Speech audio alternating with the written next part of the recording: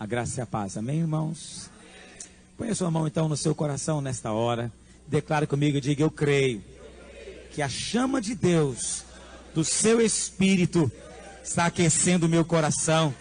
Diga: eu declaro que a palavra de Deus, a semente viva de Deus, está semeada no meu coração para transformar a minha vida na sua própria semelhança. Diga: eu abro o meu coração, rejeito toda resistência, eu declaro que eu sou livre em o nome de Jesus. Amém?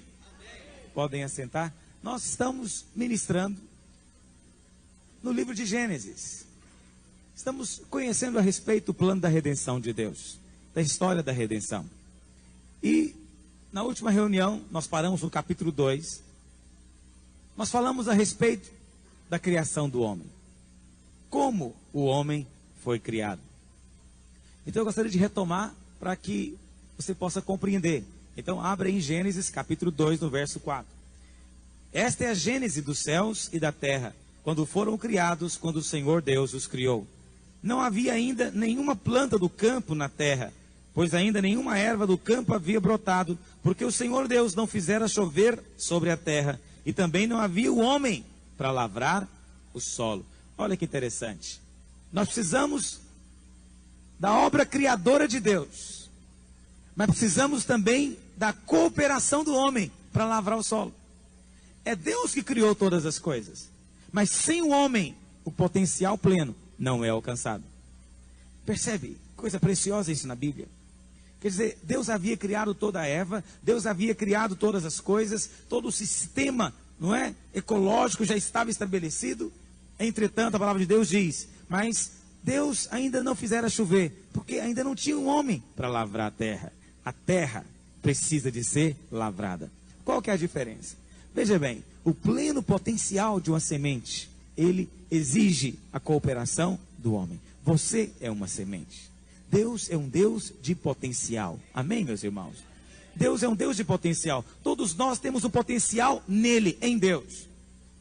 Claro, todos têm potencial para o pecado, para a carne, não é? Mas eu me refiro aqui ao potencial divino, potencial de Deus. Deus criou coisas grandes dentro de você. Deus colocou, Deus plantou, Deus criou e colocou em você potenciais tremendos. Mas esse potencial só será desenvolvido se você cultivar. Consegue entender o princípio da palavra de Deus? É Deus que cria, mas é você que cultiva.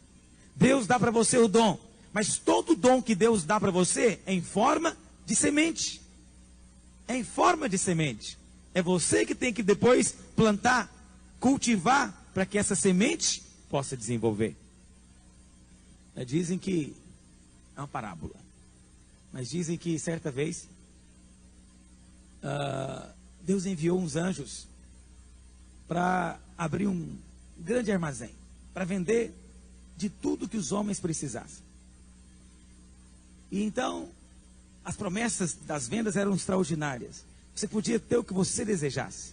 Você podia ter casa, você podia ter família, você podia ter estudo, você podia ter qualquer coisa que o seu sonho produzisse.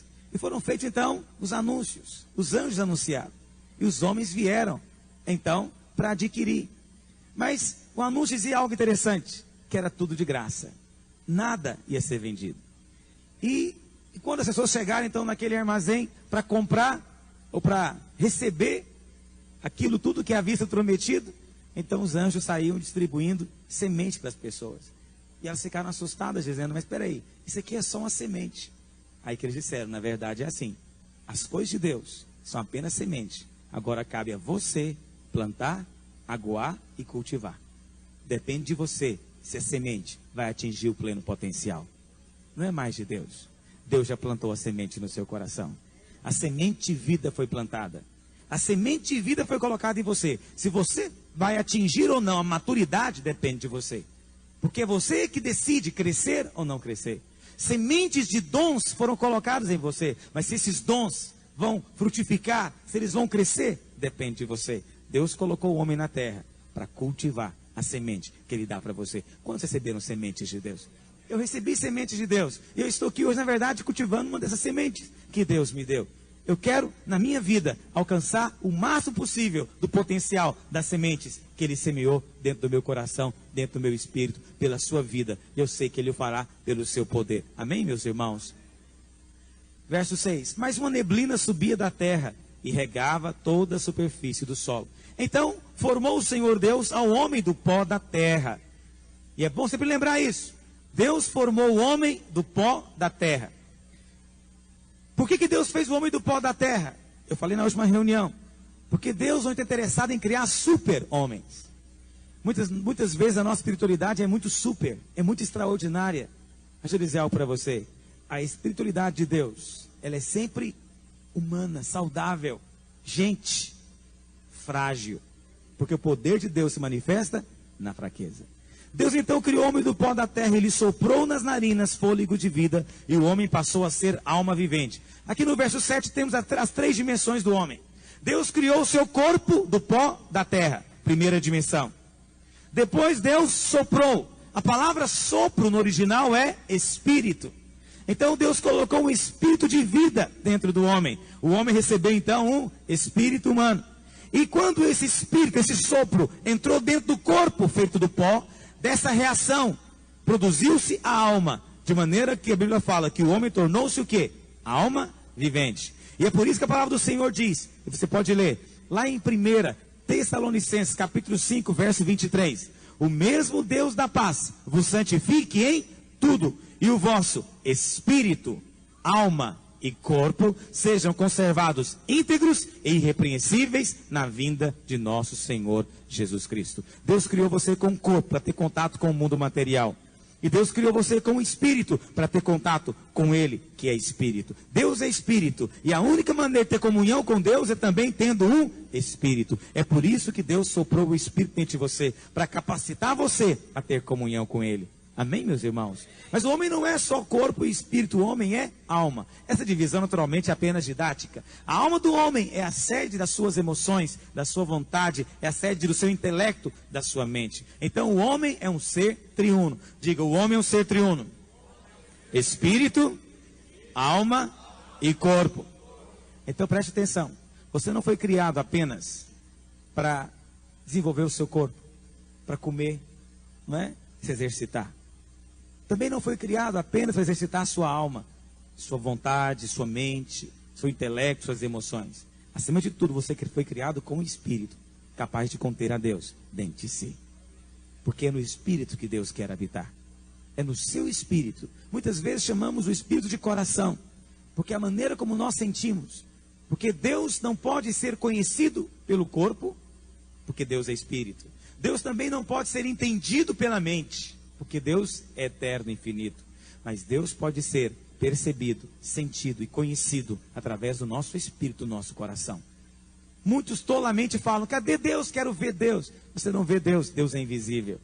Outros tolamente dizem, mas eu não entendo Deus. Como é que pode existir alguém que nunca teve começo, que não tem limites? Você é tolo mesmo, porque Deus não pode ser entendido. Deus é maior do que a nossa mente. Mas apesar disso tudo, Deus pode ser conhecido através do seu espírito. Abra-se para Deus. Permita que Deus toque dentro de você. E é esse toque que permite você conhecê-lo. É nesse lugar que Ele quer ter comunhão com você, no Espírito. Mas veja, esse homem que Deus havia criado, foi colocado no jardim, verso 8. E plantou o Senhor Deus um jardim no Éden, da banda do Oriente, e pôs nele o homem que havia formado.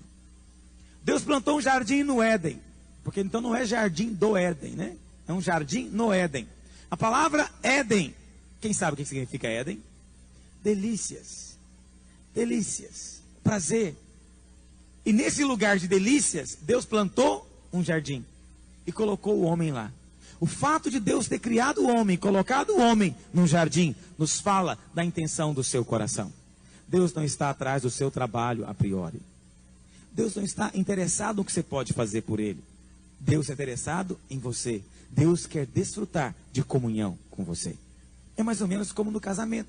Então veja, eu não casei com a minha esposa, não é? Ainda que ela faça o que é necessário fazer, ainda que ela trabalhe na minha casa, mas eu não casei com a minha esposa para ela cozinhar, nem para ela lavar, nem passar, nem para arrumar a casa. Não foi para isso que eu casei com a minha esposa. Se eu tenho condição, até prefiro que pague alguém para fazer, para que ela não tenha que fazer. Eu casei com a minha esposa para ela ser minha companheira, para ela estar comigo, para eu poder ter comunhão com ela, para eu poder desfrutar dela e ela desfrutar de mim. Assim o nosso lar pode ser um Éden. Assim aconteceu com Deus. Deus não criou o homem e colocou ele numa fábrica. Se Deus o houvesse colocado numa fábrica, demonstraria a intenção de Deus. Deus queria ter um empregado. Não é verdade? Mas Deus colocou o homem num jardim para dizer: Adão, vamos desfrutar, Adão. Hoje é sábado. Sim, porque Deus criou o homem em qual dia?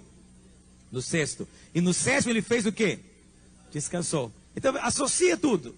Deus coloca o homem no jardim de delícias, no Éden, e já começa no sábado. E convida o homem para descansar com ele. Adão, vamos ter um dia de lazer. Vamos ficar juntos. A intenção de Deus não é ter algo de você. A intenção de Deus é ter você. Muitas pessoas vêm para a igreja e elas são tão loucas por fazer algo. E elas querem fazer algo. E elas sentem bem quando fazem algo. Mas deixa-me dizer para você. Você pode fazer coisas para Deus, mas escolha a melhor parte. A Bíblia conta a história de duas mulheres, Marta e Maria. Nos mostra muito aquilo que vai no coração das pessoas. Marta era uma mulher de Deus, mas ela gostava de fazer.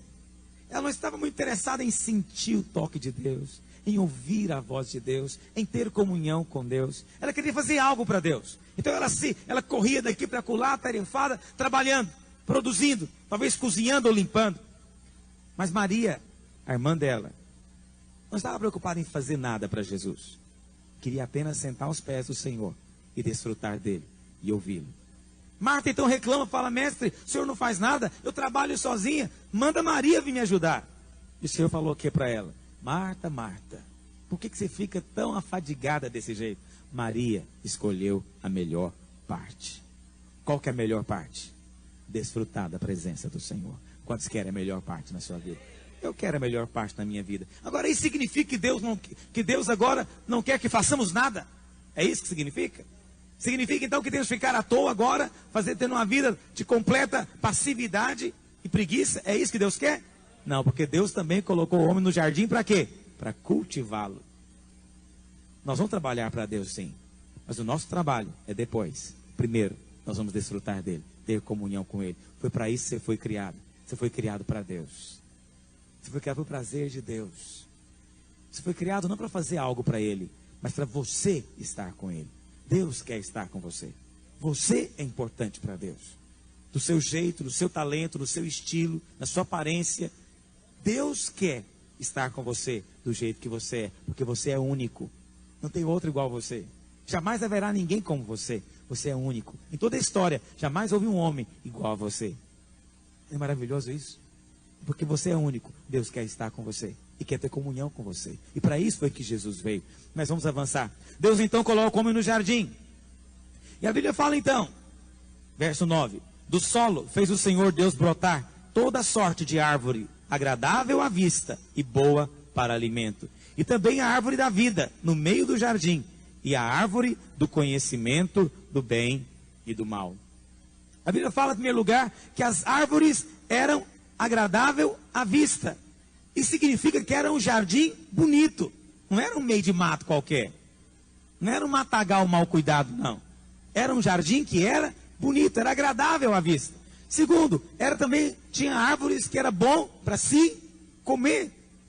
Mas o principal, a Bíblia fala, é que Deus plantou duas árvores, muito importante ali. Deus plantou a árvore da vida, que estava no meio do jardim, e a árvore do conhecimento do bem e do mal. A vontade de Deus é que a igreja seja um lugar assim, agradável à vista e com comida para se comer. E aqui eu falo de coisas espirituais. A vontade de Deus, o reino de Deus não é comida e nem bebida. Romanos diz, mas justiça, paz, alegria no Espírito. Deus quer que nós façamos isso. Deus quer que você trabalhe, mas se você não aprender a desfrutar do Senhor, o seu trabalho vai ser um fardo, vai ser um peso. E é por isso que tem gente cansada. É por isso que tem gente por aí que está sobrecarregada, porque o seu trabalho não é feito depois do desfrute. Primeiro desfrutamos, depois fazemos. Mas Deus criou essas duas árvores. O que significa essas duas árvores?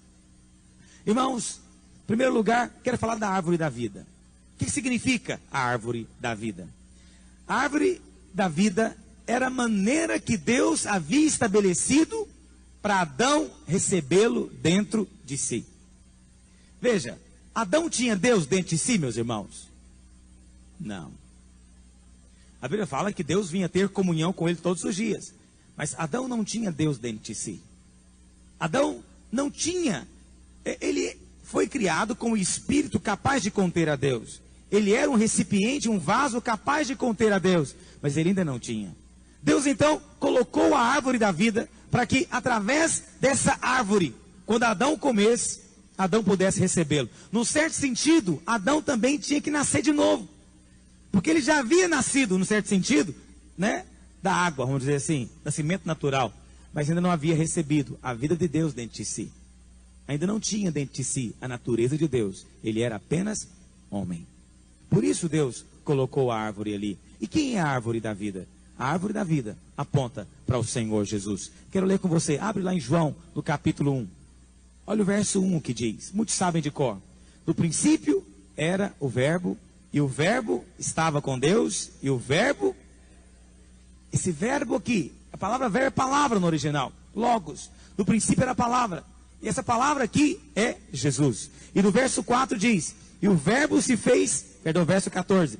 E o verbo se fez carne e habitou entre nós, cheio de graça e de verdade. Vimos a sua glória, como do unigênito do Pai. Esse verbo é o Senhor Jesus.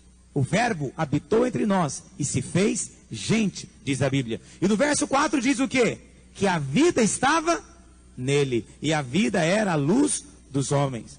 Então quem que é a vida, meus irmãos? Jesus. E lá em João 14,6, ele fez a afirmação que todo mundo sabe de cor. Ele disse, eu sou o quê? O caminho. Vamos dizer junto isso? Diz Jesus, eu sou o caminho e a vida. Ninguém vem ao Pai senão por mim. Só Ele é a vida. Ele não disse que Ele é um caminho, Ele disse que Ele é o. Ele não disse que Ele é uma das verdades, Ele falou, eu sou a verdade. Então também Ele não disse que Ele é uma das muitas vidas. Ele diz, eu sou a vida. E essa vida aí é a vida eterna. É essa árvore da vida que foi colocada diante do homem. É isso que simboliza, na verdade, apontar para o Senhor Jesus. E nós sabemos, meus irmãos, que também lá em João, no capítulo 14, capítulo 15, Jesus disse o quê? Eu sou a videira verdadeira. A videira é a árvore de vida. Em português dá certinho, né? Então, goiabeira da goiaba, mangueira da manga, videira da vida. Em português dá certo. É claro que isso aqui é só uma pequena corruptela da palavra. Mas traduz bem o significado espiritual. Jesus é a fonte da vida. Ele é a árvore da vida. Amém, meus irmãos? E Deus queria que Adão comesse dessa árvore. Deus planejou que Adão comesse dessa árvore para receber vida. E nós vimos, baseado lá em João, que Jesus é a vida. A vida está nele. Só tem vida quem tem Jesus. Os irmãos sabem que tem pelo menos 3 palavras na Bíblia que traduz vida. A primeira é a palavra bios, de onde se originou biologia, não é? O que é bios? É a vida física. Vida física, Adão tinha, e os homens têm, e os animais têm. Não é essa vida que Jesus disse. A segunda palavra na Bíblia é a palavra psique, que também é vida, mas significa vida da alma, vida pensante. Isso o homem tem. Mas tem uma vida que é chamada de vida zoe, que é a vida com a qual o próprio Deus vive. Essa vida só tem quem recebeu Jesus dentro de si. Quem tem o Espírito Santo habitando dentro de si. Amém, meus irmãos? Essa é a árvore da vida. A outra árvore era a árvore do conhecimento do bem e do mal. Eu vou tratar desse assunto com mais detalhe na próxima reunião. Mas deixa eu avançar com você.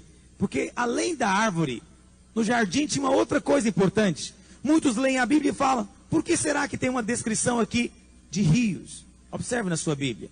Verso 10. E saía um rio do Éden, para regar o jardim, e dali se dividia, repartindo-se em 4 braços. O rio saía do Éden, o rio saía das delícias, o rio saía do prazer de Deus, e regava o jardim, o lugar onde estava o homem. E esse rio era um rio só, mas ele se dividia em 4 braços. Na Bíblia, a árvore da vida e esse rio da vida são importantíssimos. Eu não sei quantos estudaram Apocalipse conosco, mas lá no final da Bíblia, Apocalipse 21 e 22, você vai encontrar de novo lá a árvore da vida e o rio da vida. Esse aqui é o rio da vida. Se essa árvore aqui é a árvore da vida, esse rio também aponta para o rio da vida. É um rio só, mas possui 4 braços. Olha o que diz. O primeiro chama-se Pison, é o que rodeia a terra de Havilá, onde há ouro. Deixa eu dizer para você, existe uma maneira de você estudar a Bíblia, é conhecendo o significado das palavras no original. Eu sei que nem todos têm acesso a isso, mas deixa eu dizer para você, essa palavra, Pison, tem um significado. Pison significa fluindo gratuitamente. O primeiro braço do rio significa o rio que flui de graça. Lá em Isaías capítulo 55, diz: "Ah, todos vós os que tendes sede, vinde às águas. E vós os que não tendes dinheiro, vinde, comprai e comei. Sim, sem dinheiro e sem preço, vinho e leite." Esse rio é de graça. Esse rio da vida de Deus estava disponível a Adão e está hoje disponível a você, porque esse rio é o rio do Espírito Santo de Deus. Ele é o rio da vida. Observa, Jesus é a árvore da vida, mas o Espírito Santo é o rio da vida. E o primeiro braço nos fala de quê? Flui de graça. É de graça, vem como você está. Você não tem que pagar nenhum preço para ter esse rio. Venha como você está. Pastor, tenho que mudar primeiro. Não, venha, esse rio tem o poder de mudar você. E olha o que diz. Esse Pison é o que rodeia a terra de Havilá, onde há ouro. Esse ouro simboliza a natureza de Deus na Bíblia. Esse rio tem o poder de gratuitamente produzir em você natureza de Deus. Natureza de Deus só vem quando o rio flui do seu interior. A Bíblia fala que tem um segundo braço ainda. Acompanhe na sua Bíblia, verso 13, perdão. O segundo rio chama-se Gion, é o que circunda a terra de Cuxi. A palavra Gion significa uma correnteza forte, um rio forte que arrebenta com as margens. É isso que significa a palavra Gion. Percebe? Primeiramente o rio vem a você e ele flui gratuitamente. E ele produz em você o ouro da natureza de Deus. Mas depois vem o segundo rio. E esse rio, que na verdade é apenas uma extensão do primeiro, que é o Gion, é um rio que flui violentamente. E ele circunda a terra de Cuxi. Cuxi na Bíblia é Etiópia. E tem um versículo lá em Jeremias, se você quiser abrir, olha o que diz, Jeremias 13, 23. Acompanhe na sua Bíblia. Diz assim: "Pode acaso o etíope mudar a sua pele, ou o leopardo mudar as suas manchas? Então poderíeis fazer o bem, estando acostumados a fazer o mal?" Sabe o que significa?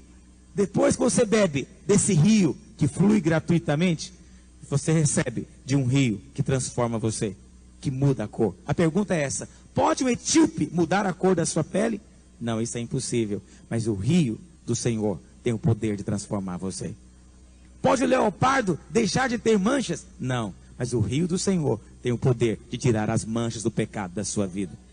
Esse é o rio do Senhor, né? Aquele velho ditado que diz: pau que nasce torto, morre torto. Talvez seja verdade no mundo, mas não é verdade diante de Deus. Porque o carpinteiro de Nazaré, quando pega um pau torto, ele retifica ele, torna ele reto. Não há impossíveis para Deus. Deus tem o poder de transformar as nossas vidas. Amém, meus irmãos? Mas esse não é o único rio. Depois ainda há um terceiro rio. E olha o que diz, verso 14. O nome do terceiro rio é Tigre. E é o que corre para o oriente da Assíria. A palavra Tigre no original significa rápido. É um rio que corre rápido. E a palavra Assíria significa algo plano. Isso nos fala de um rio que inunda, um rio que transborda. Jesus disse: quem crê em mim, do seu interior fluirão rios de água viva. Deus quer que você seja um instrumento de inundação. Deus quer que quando você passar pelo vale árido, você faça dele um manancial, um jardim regado. Não por causa do seu poder, mas por causa da vida, do rio de Deus que vai fluir do seu interior, para transformar as vidas, para alimentar, para dessedentar aqueles que estão perto de você. E por fim, o quarto e último rio. Olha o que diz, verso 14. O nome do terceiro rio é Tigre, é o que corre pelo oriente da Síria. E o quarto rio é Eufrates. A palavra Eufrates significa frutífero. Consegue perceber a sequência? Qual que é o primeiro rio? Pison. Significa o quê? Fluindo de graça. O rio de Deus é de graça. E na margem desse rio tem muito ouro, ouro bom. Ouro nos fala natureza divina. Esse rio traz dentro de você a natureza de Deus. O segundo rio, Gion, significa o quê? Uma correnteza forte. Esse rio corre na terra de Cuxi. Eu falei para você que aponta para o Etíope. E a pergunta é essa: pode alguém transformar a si mesmo? Não, mas se o rio de Deus fluir na sua vida, esse rio transforma você. O terceiro rio é o rio Tigre, que fala de uma inundação de rios fluindo do interior. Mas o último rio é o Eufrates, e nos fala de quê? Frutificação. É doce, é frutífero. O alvo final de Deus para você é que esse rio de Deus, esse rio da vida, fluindo de dentro de você, possa produzir fruto. Possa produzir fruto.